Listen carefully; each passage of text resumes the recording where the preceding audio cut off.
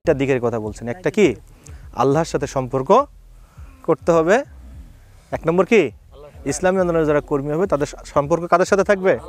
আল্লাহর সাথে থাকবে। 2 নম্বর বলছেন যে আমরা যে সংগঠন করি এই সংগঠনের সাথে আমাদের একটা সম্পর্ক আছে। কি কি সম্পর্ক আছে? এরপরে বলছেন যেহেতু আমরা একটা সংঘবদ্ধভাবে একসাথে কাজ করি, আল্লাহ রাব্বুল আলামিনের জমিনে আল্লাহর দ্বীন প্রতিষ্ঠার কাজ করি, তাহলে আমাদের কি আমরা যারা একসাথে আছি এই সহযোগী আমাদের পরস্পরের ভাইদের সাথে কি সম্পর্ক হবে, এই 3টা বিষয় উনি এই বইতে মূলত আলোচনা করছেন। কি কি বিষয় আলোচনা করছেন একটু বলেন তো?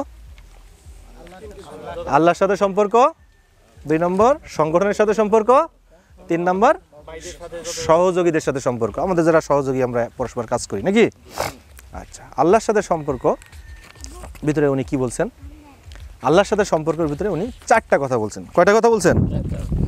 4টা কথা বলছেন। 1 নম্বর হলো মৌলিক ইবাদত সমূহ কি করা? পালন করা। 2 নম্বর বলছেন কোরআন হাদিস সরাসরি অধ্যয়ন করা। 3 নম্বর বলছেন কে নফল ইবাদত পালন করা। 4 নম্বরে বলছেন সার্বক্ষণিক দোয়া ও জিকির। কয়টা কথা বলছেন? 4টা কথা। তাহলে বই আলোচনা করছেন 3 ভাগে, প্রথম ভাগে কয়টা পয়েন্ট বলছেন?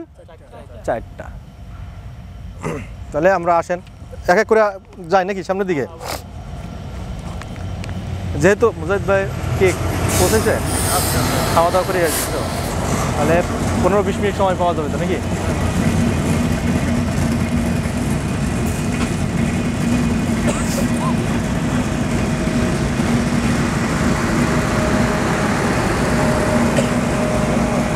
হ্যাঁ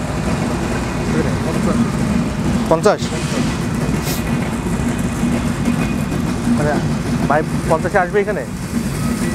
হ্যাঁ আচ্ছা আসুক ভাই, আসলে আমার আলোচনা শেষ।